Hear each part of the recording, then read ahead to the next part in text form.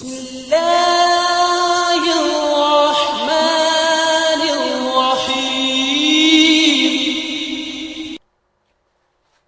الحمد لله رب العالمين والعاقبة للمتقين والصلاة والسلام على سيدنا محمد وعلى آله وأصحابه ومن تبعهم بإحسان إلى يوم الدين أما بعد அன்பிற்குரியவர்களே, அல்லாஹு தஆலா தன்னுடைய படைப்பினங்களை படைப்பதற்கு முன்னால் அவன் எந்த படைப்புகளை படைக்க வேண்டும், எப்படிப்பட்ட படைப்பினங்களை படைக்க வேண்டும் என்பதை அவன் தேர்ந்தெடுத்ததற்கு பின்னால், அதேபோல் அவனுடைய படைப்பினங்களுக்கு என்ன தேவை என்பதையும் அல்லாஹு தஆலா அவனே தெரிவு செய்யக்கூடியவன்.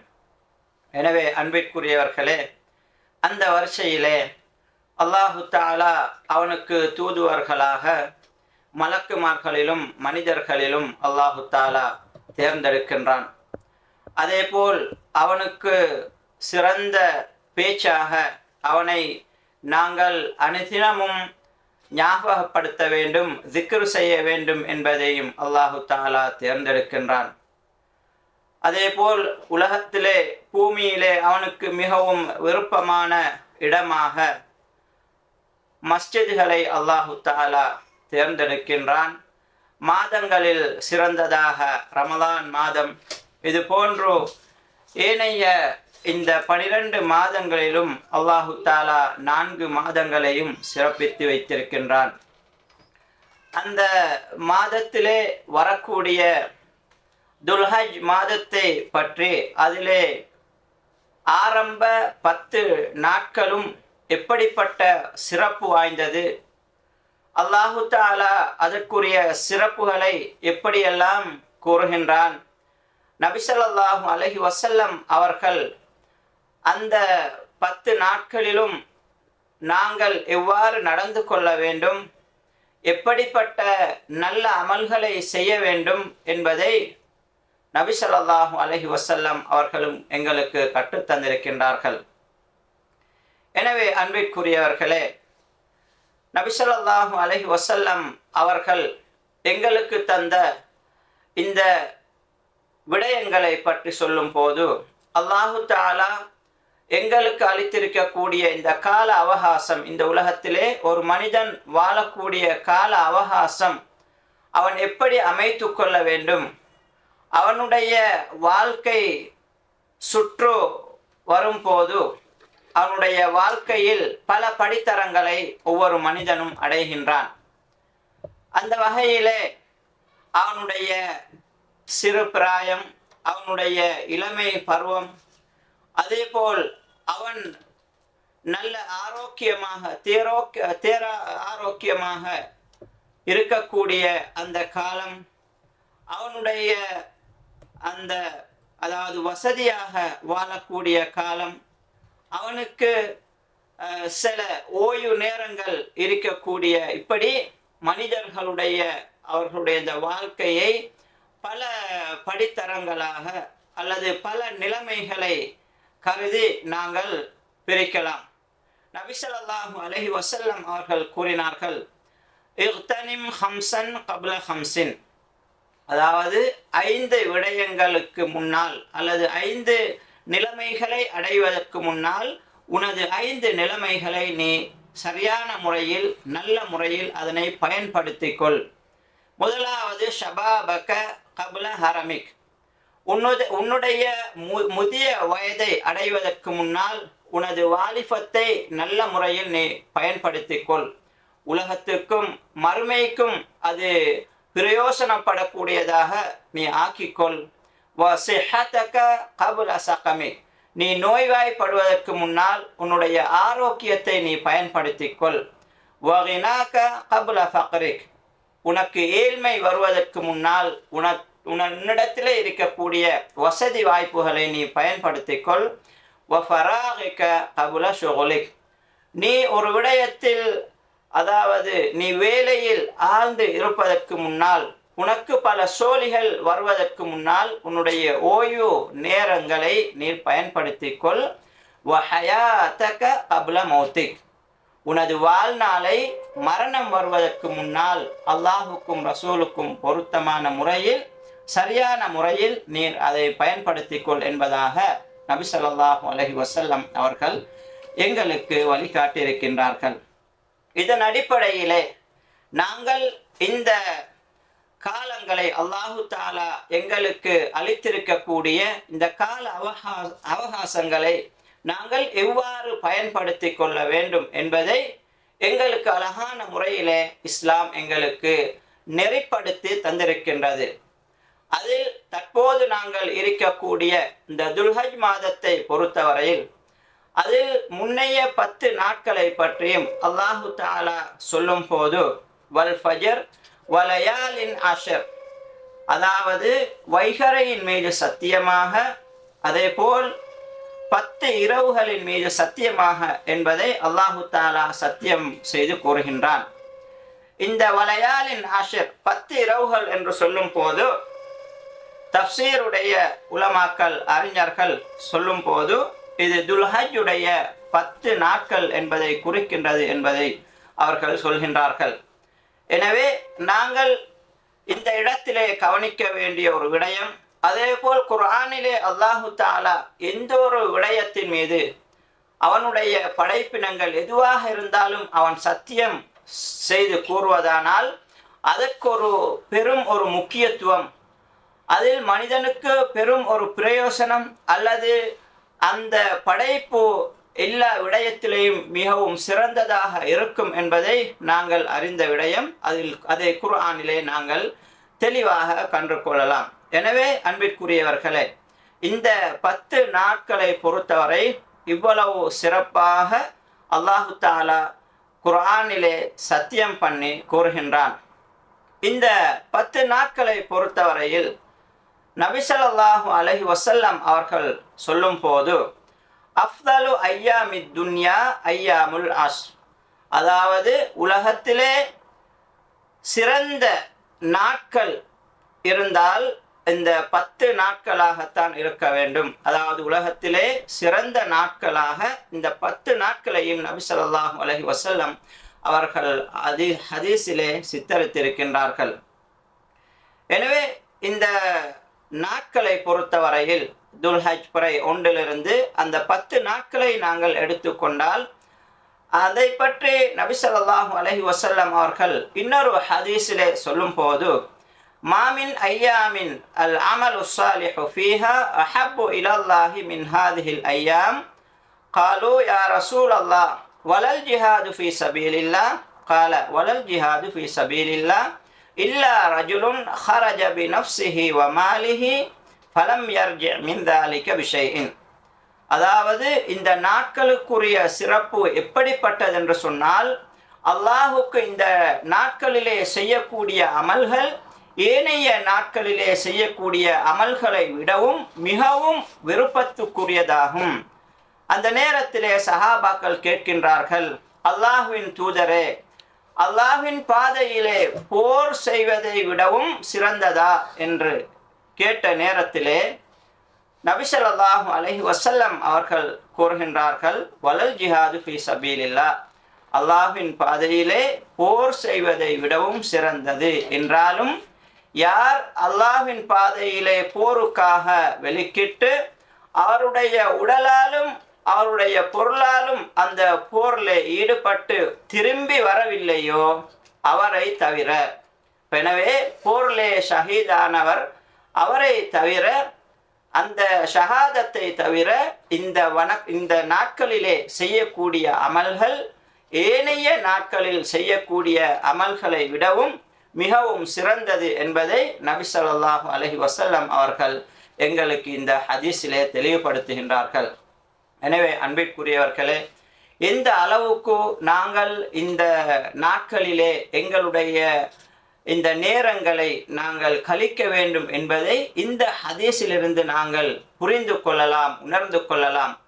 எனவே நாங்கள் எங்களுடைய முதலாவது இந்த நாட்களிலே செய்யக்கூடிய அமல்கள் ஃபர்லான விடயங்களை நாங்கள் எப்போதுமே விட்டுவிடக்கூடாது. இந்த நாட்களிலும் சரி ஏனைய நாட்களிலும் சரி ஃபர்லான அமல்களை நாங்கள் விட்டுவிடக்கூடாது. அந்த அமல்களிலே மிகவும் தலையான ஒரு அமல்தான் ஐவேளை தொழுகை. அதை நாங்கள் உரிய நேரத்தில் ஜமாத்தோடு நாங்கள் தொழுது கொள்ள வேண்டும். ஏனென்று சொன்னால், நாங்கள் அந்த தொழுகையை, ஃபர்லான தொழுகையை நாங்கள் தொழாமல் வேறு எந்த விடயங்களை நாங்கள் செய்தாலும் அதற்கு ஒரு பெருபேரை நாங்கள் சரியான முறையில் கண்டு கொள்ள முடியாது.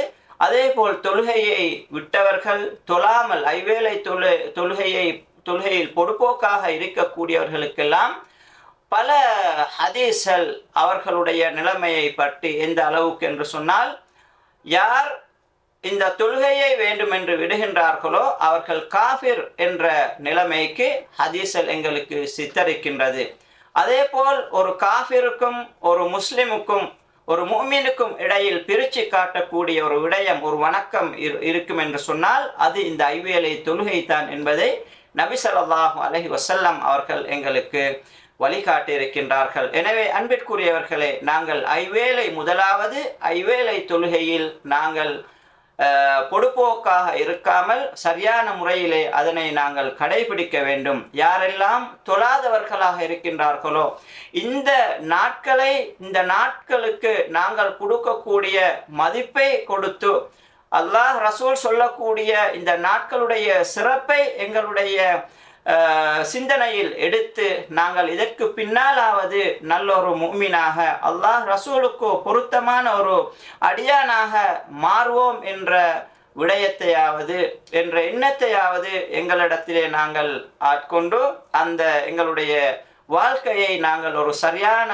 பாதையில் இட்டு செல்வதற்கு இந்த காலங்களையாவது நாங்கள் ஆரம்பமாக எடுத்துக்கொண்டால் இன்னும் எங்களுக்கு மேலானதாக அது அமையும். அதேபோல் இந்த விடயங்களை, அதாவது இந்த நாட்களை சொல்லும் போது இந்த நாட்களிலே நாங்கள் பல வணக்கங்களை இலகுவாக செய்யலாம். அதாவது அல் குர்ஆனை ஓதுவது, அதே போல் தக்பீர், பொதுவாக தக்பீர் சொல்லும் போது இது எங்களுக்கு துல்ஹஜ் பிறை 1 எங்களுக்கு சொல்லலாம். அதாவது அல்லாஹு அக்பர், அல்லாஹு அக்பர், அல்லாஹு அக்பர், லா இலாஹ இல்லல்லாஹ், அல்லாஹு அக்பர் வலில்லாஹில் ஹம்த். இந்த தக்பீரை நாங்கள் துல்ஹஜ் பிறை 1 எங்களுக்கு சொல்லலாம். அதாவது அபூ ஹுரைரா ரலியல்லாஹு அன்ஹு அவர்களும் இன்னும் சில சஹாபாக்களும் அவர்கள் சந்தைக்கு செல்லும் போதெல்லாம் இந்த துல்ஹஜ் மாத ஆரம்ப நாட்களில் அவர்கள் இந்த தக்பீரை சொல்வார்கள். அவர்களிடத்திலே கேட்ட மக்களும் அதனை சொல்வார்கள் என்று ஹதீஸிலே எங்களுக்கு நாங்கள் காண கிடைக்கின்றது. எனவே ஏனைய இந்த தக்பீரை பொறுத்தவரையில் குறிப்பாக நாங்கள் இதனை சொல்ல வேண்டிய ஏனைய நேரங்களை நாங்கள் எடுத்துக்கொண்டால், குறிப்பான நேரங்களை எடுத்துக்கொண்டால், அதாவது அரஃபா தினம் அந்த நாளில் இருந்து ஐயாமு தஷ்ரீக் துல்ஹஜ்ஜுடைய பிறை 11, 12, 13 இந்த நாட்களை ஐயாமு தஷ்ரீக் என்று நாங்கள் சொல்லுவோம். எனவே இந்த ஐயாமு தஷ்ரீக்குடைய கடைசி நாள் வரைக்கும் இந்த தக்பீரை தொழுகையுடைய, அதாவது ஃபர்லான தொழுகைக்கு பின்னால் நாங்கள் சொல்வதற்கு முடியும். எனவே அது ஹதீஸில் எங்களுக்கு வழிகாட்டப்பட்டிருக்கின்றது. அதே போல் நாங்கள் முக்கியமாக எங்களுடைய பாவங்களை அல்லாஹ்விடத்திலே நாங்கள் முன்வைத்து, தெரிந்தோ தெரியாமலோ செய்த பாவங்களை அல்லாஹ்விடத்திலே முன்வைத்து அதற்கு நாங்கள் பாவ மன்னிப்பு கேட்க வேண்டும். எனவே இந்த பாவ மன்னிப்பு யார் கேட்கின்றார்களோ அல்லாஹு தாலா அவர்களுக்கு அவர்களுடைய வாழ்க்கையிலே பல சந்தோஷங்களை, பல வெற்றிகளை அல்லாஹு தாலா அங்கே கொடுக்கின்றான். யார் பாவங்கள் மன்னிக்கப்படுகின்றார்களோ அவர்களுக்கு பல வழிகளிலும் அல்லாஹு தாலா அவனுடைய அந்த பரக்கத்துகளை அல்லாஹு தாலா சொரிந்தருள்கின்றான். எனவே அன்பிற்குரியவர்களே, அல்லாஹு தாலா கூறும் போது வதூபு இலல்லாஹி ஜமீஅன் அய்யுஹல் முஃமினூன லஅல்லகும் துஃப்லிஹூன், நீங்கள் அனைவரும் அல்லாஹ்விடத்திலே பாவ மன்னிப்பு கேளுங்கள். முஃமின்களே, நீங்கள் அனைவரும் அல்லாஹ்விடத்திலே நீங்கள் பாவ மன்னிப்பை தேடுங்கள்.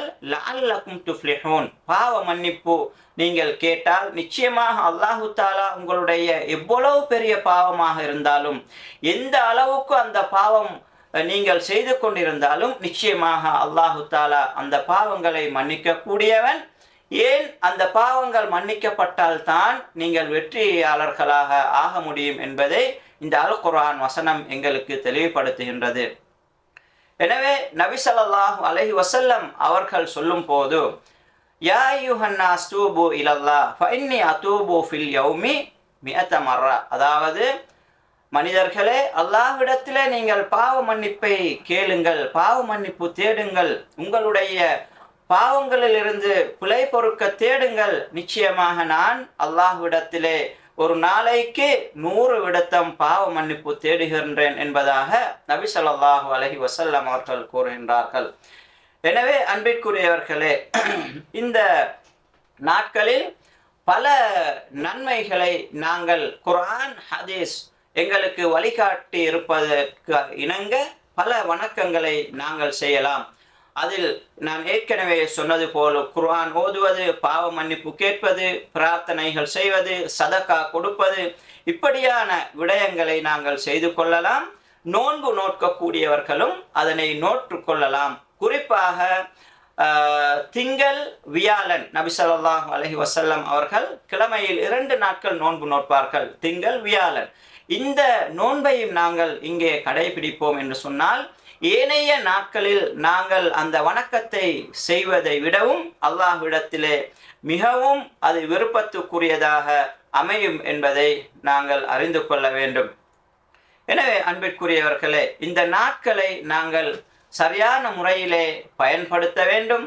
அதேபோல் யாரெல்லாம் குர்பான் கொடுப்பதற்கு எண்ணம் வைத்திருக்கின்றார்களோ, யாரெல்லாம் குர்பான் கொடுப்பதற்கு ஆசை, உதுஹியா கொடுப்பதற்கு ஆசை வைத்திருக்கின்றார்களோ, அவர்கள் இந்த துல்ஹஜ்ஜுடைய பிறை 1 அந்த கடைசி ஐயாமு தஷ்ரீக் அல்ல பெருநாளுடைய நாள் வரைக்கும் அவர்கள் என்ன செய்ய வேண்டும்? அவர்கள் குர்பான் கொடுக்கும் வரைக்கும் அவர்கள் நகங்கள், அதாவது உடலில் இருக்கக்கூடிய முடிகளை அவர்கள் களைவதிலிருந்து தவிர்த்து கொள்ள வேண்டும். எனவே இந்த விடயங்களை நாங்கள் கருத்தில் கொண்டு இந்த நாட்களை 10 நாட்களையும் சரியான முறையில் அதற்குரிய உரிய நன்மைகளை பெற்றுக்கொள்ளக்கூடியவர்களாக அதனை நாங்கள் அமைத்து கொள்ள வேண்டும். எனவே இப்படியான வணக்கங்களை செய்வதன் மூலமாக நாங்கள் ஒருவருக்கொருவர் நன்மைகளில் போட்டி போட்டு இந்த 10 நாட்களுக்குரிய நல்ல முறையில் அதிலே நாங்கள் எங்களுக்கு எப்படியெல்லாம் எங்களுடைய வாழ்க்கையை நாங்கள் சீர்படுத்தி கொள்ள முடியுமோ அப்படியெல்லாம் சீர்படுத்தி கொள்வதற்கு அல்லாஹு தஆலா எங்களுக்கு தந்த பெரும் ஒரு வாய்ப்பாக இந்த நாட்களை நாங்கள் அமைத்து கொள்ள வேண்டும்.